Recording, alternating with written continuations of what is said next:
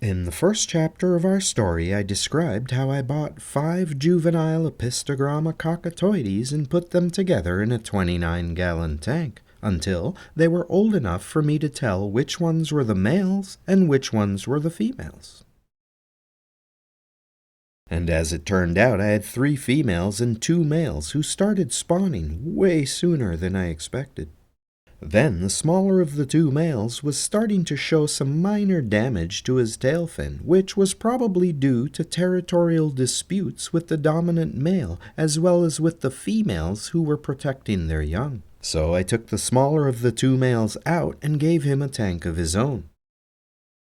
And that's what you're looking at here. It's a 29-gallon tank that has a lot of Süßwassertang growing in it, so I call this aquarium my Süßwasser tank. And this is what that smaller subdominant male Apistogramma looks like today. He's not as colorful as the dominant male, but he's grown a lot since he's been in this tank. He's quite shy and hides behind the plants anytime someone enters the room, but he'd be a lot more outgoing if he had a few brave tank mates to let him know that it was safe to come out. Active fish like harlequin rasboras, lemon tetras, platies, or guppies would be great tank mates, and might help him be a bit more outgoing because the only time I ever see this fish is when I feed him.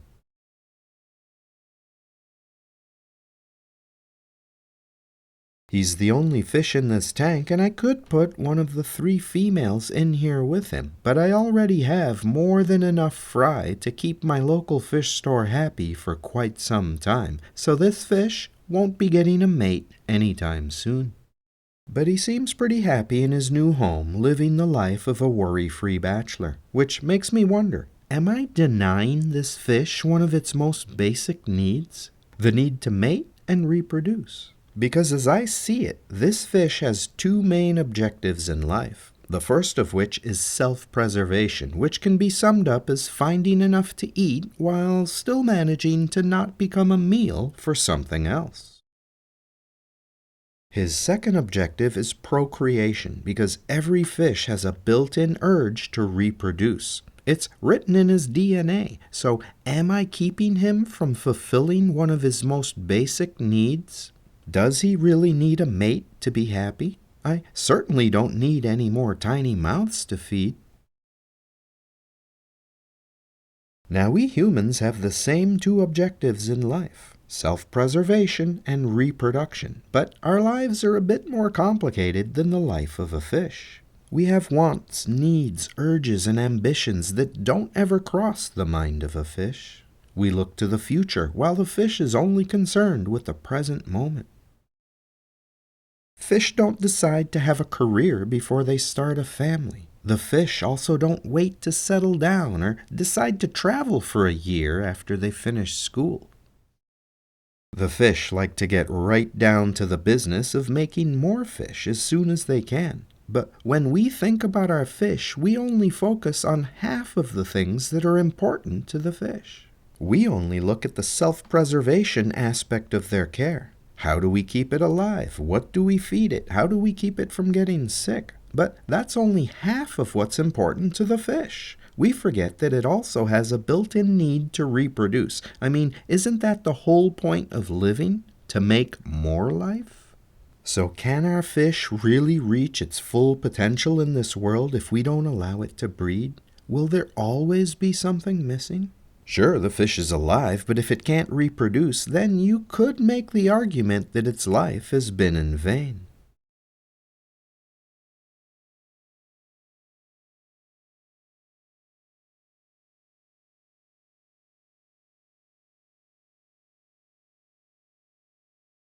Nonetheless, this fish won't be making any babies in the near future, but his brother in the other tank has a harem of 3 females, so he leads a very different life.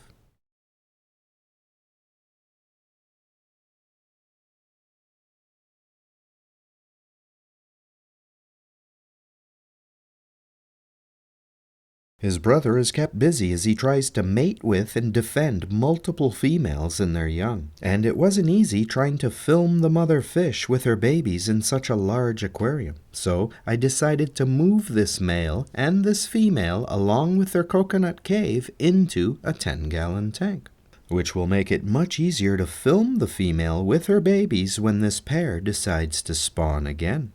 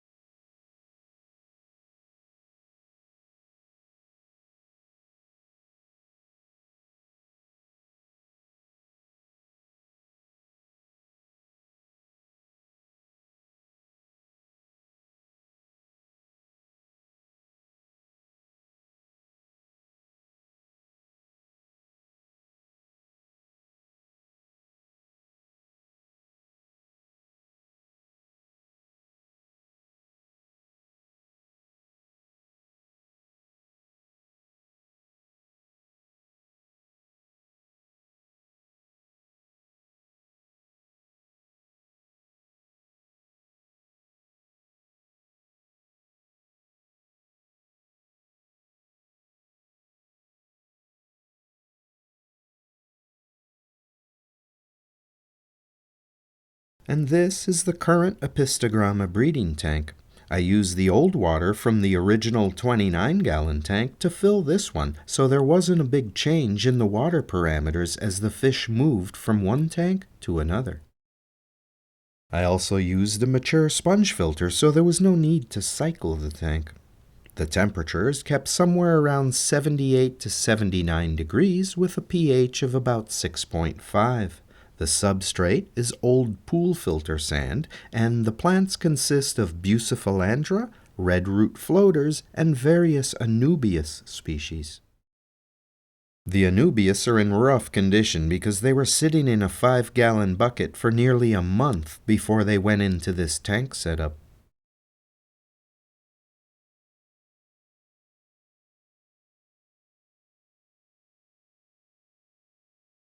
I decided to use this male Apistogramma for breeding because he was a bit more colorful than his brother. But he's still getting all of his colors, and you'll be able to see him at his best in future chapters of this story.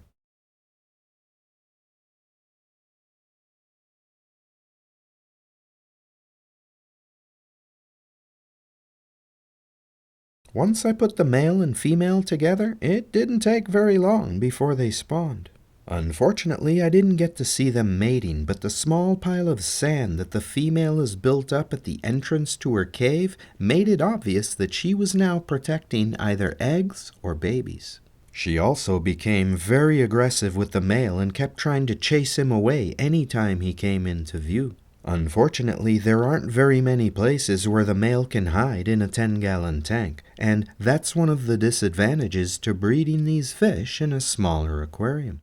Because if there's too much aggression for a long period of time, one of these fish could get seriously hurt if it doesn't have enough places to hide, or if it can't get far enough away from the aggressor. And in this case, the female is the aggressor as she swims all the way to the other side of the tank to tell this male to back off. But there's nowhere for him to go. And he seems to have very little interest in her because all of his attention is focused on me and the threat that I might pose to his mate and their young. But that doesn't stop the female from attacking the male anytime she feels that he's a bit too close for her liking.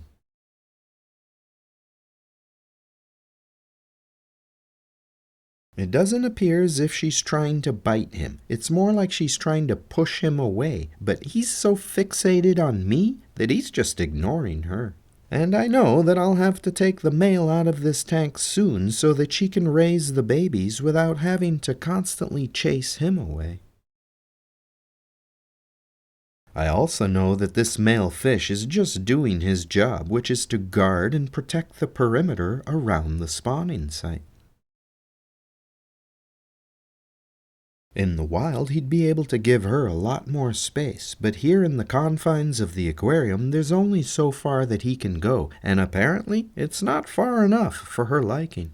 So there's a lot of tension in the aquarium right now, and I must admit that some of it is probably my fault, because this male keeps coming out to threaten me as he tries to defend the area around the spawning site. And when he does, the female gets very aggravated and then goes on the attack because she sees him as a threat to her young. But his behavior is perfectly normal, and this is exactly what he's supposed to be doing. And if I wasn't getting so close with the camera, the male wouldn't have to swim out in the open and get all aggressive as he tries to make me leave.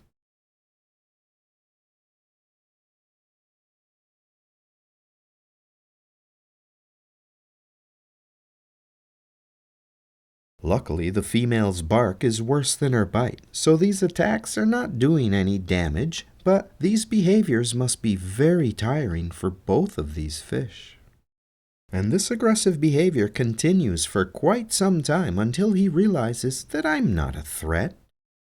At that point, he stops trying to scare me away every time I approach the tank. His behavior changes dramatically as he stops focusing on me and then starts directing his attention towards the female, at which point he starts chasing her all around the tank. And it was only a few hours ago that it was the female who was the aggressor, as she repeatedly attacked the male every chance she got. But that's all changed now, and it's the male who's running the show. He just left the cave and he appears to have something in his mouth. It's a baby fish, but he doesn't eat it. He spits it out into the bucephalandra. I'm not sure why he took the baby out of the cave and then left it out in the open, but I guess that's why it's the female who looks after the young rather than the male, because he seems to have no idea what he's doing when it comes to childcare. Nonetheless, the female is hiding inside the coconut cave, protecting her young, while the male watches her from just outside the cave entrance. He's entered the cave several times now, but he doesn't appear to be eating the babies. He's much more interested in chasing the female, but I'm not sure why he keeps going after her. Maybe he just got tired of her going after him all the time, and he's decided that he's had enough abuse for one day. Who knows? Cichlids have very complex social lives and they take their parental responsibilities very seriously, so tensions between them are fairly common, especially when they're breeding. And I knew these fish had spawned, but I didn't realize that the eggs had already hatched. Now I wonder what would happen if I took the female out and left the male to care for the young. Would he be able to take over and raise them on his own?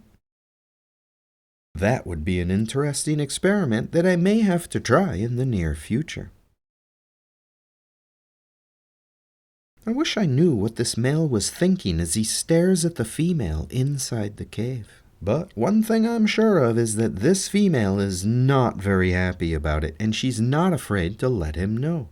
And even though he's 2 or 3 times her size, she doesn't seem to be too intimidated by his aggressive behavior.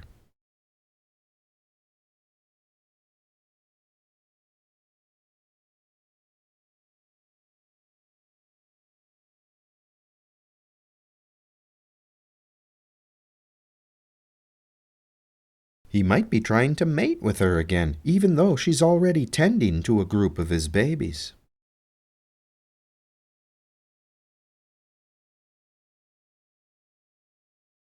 Okay, that was pretty interesting, but you probably missed it because it happened very quickly. But we'll take a look at that again so that you can see what just happened. The male is chasing the female and she sees one of her babies in between these 2 rocks. So she stops to grab the baby and then races away with it in her mouth.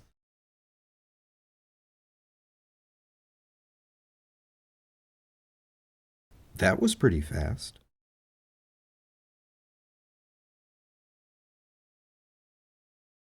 She wants to get back inside her cave so that she can put the baby back with its brothers and sisters. But she's also trying to avoid being attacked by the male.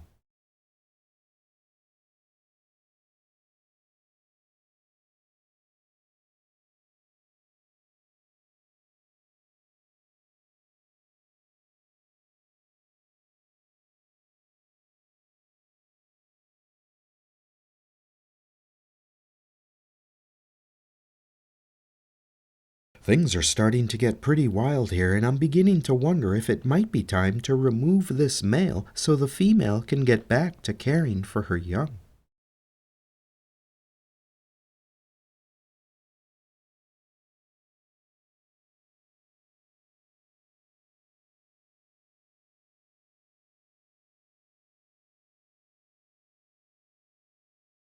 The male now seems to have lost track of the female, and he's trying to figure out where she went. He checks inside the cave, but she's not there. So he tries looking somewhere else, but she's not there either. He then decides to go back and check inside the cave one more time.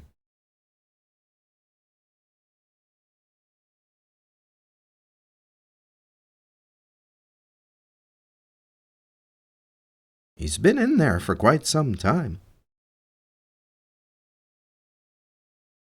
Still no sign of the female, and now he seems unsure about what he should do next. But maybe he's just thinking. Now he checks the cave one more time just to make sure. Nope, still not there.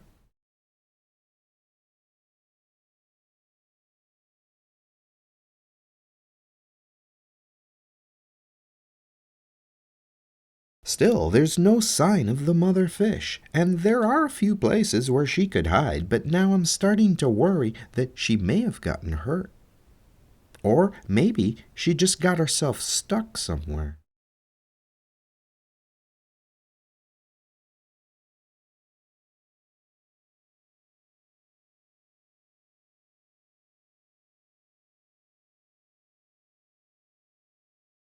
He can't figure it out either.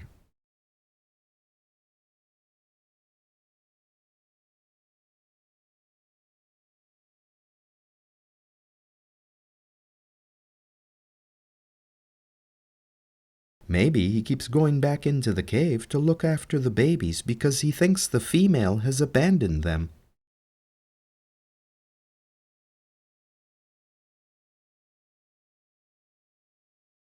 Over and over he goes inside the cave, and he spends quite a bit of time inside.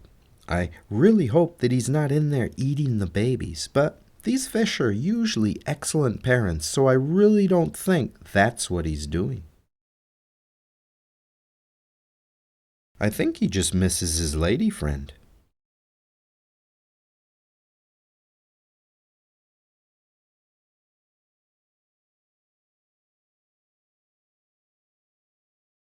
Seriously, what is he doing in there?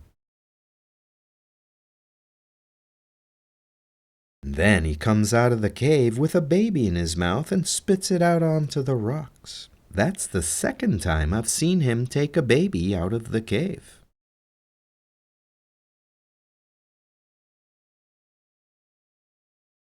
So he doesn't appear to be eating the babies, but he does keep moving them for some reason. Maybe this is his way of looking after them while their mother is gone.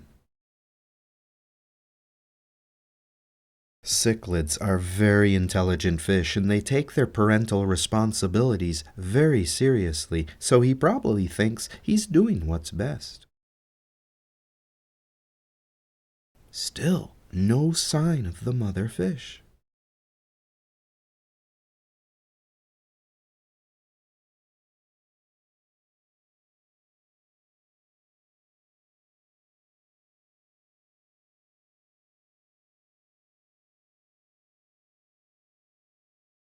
And suddenly, there she is. What a relief. I was starting to get worried.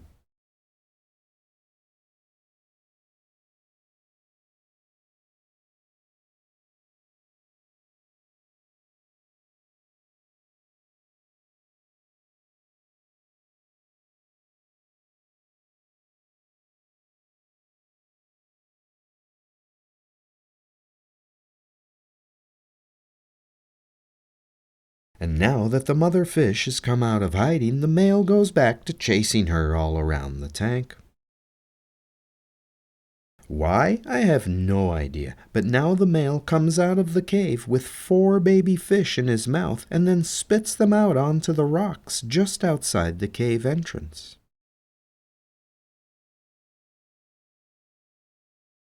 I'm not sure why he's removing the babies from the cave, but I guess it's a good sign that he's not eating them. All right, that brings us to the end of Chapter 2 in our story. If you'd like to see what happens next with this pair of fish and their young, be sure to check out Chapter 3. Thanks for watching, and I really hope that you have a beautiful day.